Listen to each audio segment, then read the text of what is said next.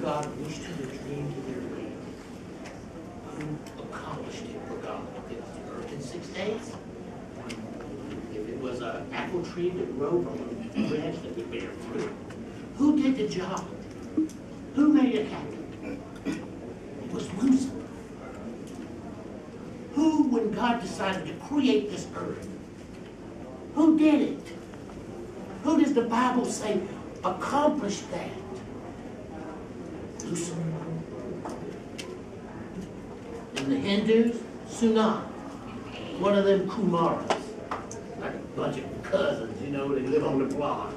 They all think they're magical and stuff. And they're pretty impressive with some of their parlor tricks. They don't scare me. But who did it? Lucifer did it. That's what the Bible says. And now we think of Lucifer.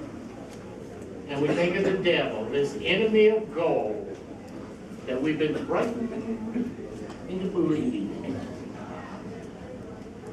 It's this little thing with little feet, like a little goat. He's got a red tail with pus black. He's got a pitchfork. He's red and he has horns. That is who we have allowed the greatest of all archangels to be reduced to as the fear instilled in us to be afraid of our own love. Just like for Stan. Now Lucifer is a little tiny alien with a little round fat head and some slanty eyes about this tall. And they call them Grays. They peeping Toms and shit. You know, do things about Grays. They little, they got slanty eyes, got little holy noses, and they're peeping Toms. So, we have to get out of that mindset that there is anything like that that can judge us on the other side more than who? Who knows the most about you than any other being on the earth? You do. So who's going to be doing this judging? You are. You're going to be judging me. So what are the rules by which you will judge you? If God could not come today, God sent you. And the life you just reviewed, what difference did God make? If what Catherine read to you is spreading joy and love, and we are divine spiritual beings, and that's who we are, then we would judge ourselves as the difference that God would make. Because the real purpose in life in here, the real meaning of your earth life, is to be a conduit so that divinity can take your actions in love and joy, and He would have put those pennies in that jar, send to you whatever it takes for you to achieve that goal. God couldn't come today, and God sent me, and the life I just reviewed, what difference did God make? Now, if you take it one step past that and go back to the scientific nature, which is the side I'll go to because I'm anal-contented, is the universe is going to unfold. We're in an extremely magical time where opportunities are so enormous. No matter what you look like that thinks the world is failing around us, the old world is failing, and a new world is coming. And we are the creators of this new world. But we have to put in focus that if divinity couldn't come today and it sent us, then what difference did divinity make? Was it calm and loving? Was it quiet and caring? Was it efficient? Did it pay respect? Did it stay in integrity? What do you consider to be divine? That's the next step. And in the close, so that all of you can go to the back of this room, you can sign up on the back of those pieces of sheets of paper, so I have your name and your email. I promise I won't drive you crazy. I hope I've driven some of you to come to the bedside. But give me access to you. Give me a way that I can find you and write it where I can read it. Don't BS me. Because I'm giving you the good stuff now. Watch, guys. The opportunity to raise our consciousness based on putting more love in the world and looking at it from a scientific point of view. Every 25,920 years, a series of events occurs. We call it the changing of an age, the precessional through the equinox, the Piscean age to the Aquarian ages, the Mayan called it from the galactic period to the universal period, but we're in that period. Governments create creations and worlds that we live in are collapsing. We are the persons responsible for building the new world, not to let the old one keep dragging us down. We are spiritually responsible for creating the next one because most of us, in the I, me point of view, created this world or allowed those people who we elected to do it for us. So why shouldn't we be the ones to be spiritually responsible? So when you go and make sure that you think it through, you go to Dannion.com. Come live in mine and Catherine's world. You look at Kinetics magazine. Listen to me. Spiritual sustainability. We have to have unions and unity. We have to have friendships. We have to have community. We have to be able to place that when I see something that I think is of interest to you, I can send it to you. You can delete it if you want to, but if you open up 2 or 3 of them, you'll be glad you gave me your email address. Because I'm a lot of fun. I think these are exciting times. And more important, I thank every one of you for coming to this room. And I'm going to thank even more of you who sign up on those pieces of paper. Do not let me not have access to you. Promise. We not only can get through this,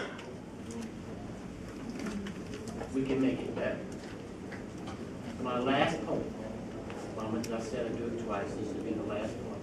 So I'll catch hell if I do one more last point. So my last point is this. In Secrets of the Light, a book that's like another $6 on Amazon, and they said, why don't you sell them at the store and all that stuff? If you want the book, it's $6 on Amazon. $1.90, so it might be $8. You know, but in this book, based on the secrets of the life, as you see your life pass before you in a 360-degree panorama, you watch it from a second-person point of view, you literally become every person that you ever encounter, and then you judge yourself. God couldn't come today. God sent you. How would you measure your life? Kat and I sat down and wrote a book that incorporates every single one of these, but it's in an elongated version. You can listen to it on tape, or you can get the book, and you can take you 2 days to read what you heard in an hour and a half. And you can incorporate it as long as you remember that you knock on wood, you make sure you smiled and you loved somebody, and you said hello, and you put your change in the jar. Because you are using the system that's in this book of how I have structured it intentionally. Intentionally. It's never what you do that's near as important as why you do it. We're taking back control of our spiritual identity as great, powerful, and mighty spiritual beings with dignity, direction, and purpose. We're seeing who our enemy is, this guy named Lucifer. We're seeing that we've never left heaven, and we're supposed to manifest that through 5%. Our biggest crisis is how to get 94.6% of the divine through 5% of water. If you look at your physical body, it's 74% water. Your teeth, 25% water. Your bones, 24% water. Their largest organ, your skin, 97% water. Your liver, 95% water. Your brain, 60% fat. So you want to understand how you got so stupid? Your brain is 60% fat and it runs off of sugar and trace minerals, oxygen and nitrogen, and a rush of potassium and magnesium when it can find it. Those are operated and regulated by the thyroid and the pituitary gland that regulates that system. But if you look at yourself in 5%, you are basically a water treatment plant.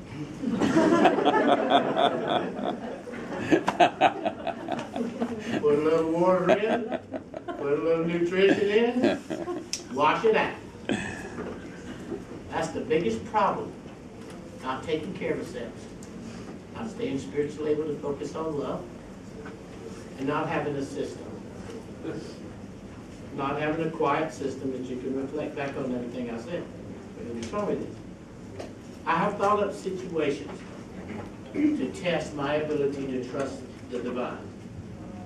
My ability to trust the divine, but you can at least trust that I can raise myself from the dead. If you look at my history, you'll find a lot of people says it never happened. I know no one will let them kill them and try to get up. I kill myself every 10, 15 years just to keep it interesting. So in this book, you'll come to the fourfold path. It reduces everything down to Dannion language. Mama Kevin writes and fluffs it up. It makes it really heartfelt and really loving and really spiritual and really loving and kissing and cuddly. You know, and I read it 4 or 5 times myself. You know, it's like spiritual smut. But when you get to the fourfold path, it's your system. It's your system. Everything is about love. You don't think another thing except that. Next, everything is about belief. What do you believe about your love? This is the mistake. If you were a great, powerful, mighty spiritual being with dignity, direction, and purpose, there was only one thing that could have affected you. There's only one thing in that has a weakness to it. Great, powerful, mighty spiritual being with dignity, direction, and purpose. Something has affected your dignity. Something has affected your dignity. Something has caused you to lose focus on it. So what happens to your direction and purpose? It becomes ebb and flow. It becomes whatever someone else is doing, what other people are doing. So whatever it is that's taking your dignity from you, as a great, powerful, mighty spiritual being, let that be the focus of this. Let that be the why you focus on this. I always use number 5. Whenever something's going on in the day, because I don't like most things, I always read number 5. So if you give me a second, I'm going to unload on you.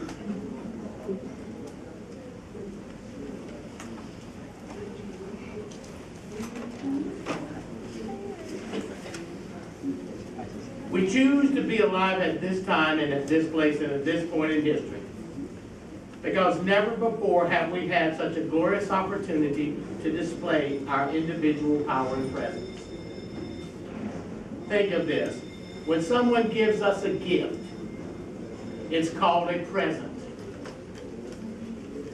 This is the exact moment to truly know that we can make a difference. So I take number 5. Boom. I'm here putting up with this because here I can make a difference. And then I go to the fourfold path. Okay, if it's about love, then what's love got to do with it? Second, what do I believe about love in my relationship? Before I give my love, what value I place upon it, so that whatever comes back to me as a reflection of my love is something I'm observing, not something I am identifying as. You have been given your love without setting a standard of that love before you give it, so that when that is given back either in appreciation, admiration, or inspiration, one of those three things, you are automatically reacting to it from that point of view instead of the value you placed upon it as a child of God. That means you forgot to act more like your parents.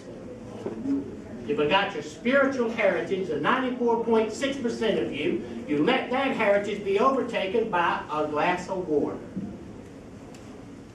Your physical being. Now how crazy, much crazier than that can a spiritual being get? Not much. But we retired from it today, didn't we? We're going to knock on wood. We're going to smile at each other. We're going to sign up on my list. We're going to go to Amazon and we're going to get jewels. And we're going to get secrets of the light. And we're going to test the theory. Because it's about redeeming ourselves and our value by forgiving every person that we allow to put a value on our love before we place the value on our love. And I'll use me as an example. If God couldn't come today and God sent me in the life I just reviewed, what difference would God make? I'll tell you one of the things that gets you to come here. And I'll tell you one of the things you will miss the most. Hugs. You don't hug over there. You merge. How many people in this room have been hugged by me? All right. Well, am I the greatest living hugger on the face of this room? And now, who am I really hugging? People. So all that crap I'm going to have to face when I have to go and check me out. I got 89.7 million hugs to go through. And then what else did I do? I created the Twilight Brigade along with a lot of friends and a beautiful, loving wife who thinks she can run it better than me, which is probably true, but I'm not getting in on this. And Terry, and Will, and Kathy. And what do? We spend time at the bedside of dying veterans. People who got nobody. Who fought in the Great War, who Tom Brokaw called the greatest generation. Who's outlived most of their children. Who, because they are so dysfunctional from war, and a quote that I've decided to make my battle cry, and it came from my wife, Catherine, that we must think war unthinkable. By being a part of the Twilight Brigade and being a part of where I can get to you, little things about thinking war unthinkable, you will get them from me. But how do I come to that conclusion? I've been at the bedside of 31 people leaving this world in the last 6 weeks. 31. I am in the hundreds of people taking their last breath. And I am in the thousands of people close to transition. So, if God couldn't come today and God sent me, and the judgment is me, is if God couldn't come and God sent me in the life I just reviewed, what difference did God make? Well, God didn't listen to his wife near as much as he should have. Okay? And that veteran has somebody to look up at them and to hold their hand and to talk them through murder, destruction, war, less than alcoholism, less than alienation of their families, left them alone and frightened and scared, who left them mean, angry, and vicious. And why? So that we could sit in this room. So that we could be here. And if we deserve it, whatever fate that we deserve, I will swear to you, based on being a hospice volunteer, from the day I could get up and walk to this day right now. Because if God couldn't come today and God sent me just as Dannion Brinkley, What difference does God make? I know what's next. And I don't live in fear of any of the things that any of you people live in fear of. I do not live in fear of. And I will engage what I think is wrong. I believe you will too. Because we are allowing something to happen that is the most immoral, evil thing that this country could ever do to people who fought to get free. And if you think for 1 minute I'm wrong, you could spend a day with me. This is where we think war unthinkable. This is where we stand up about what war is about, where it's devastating, killing.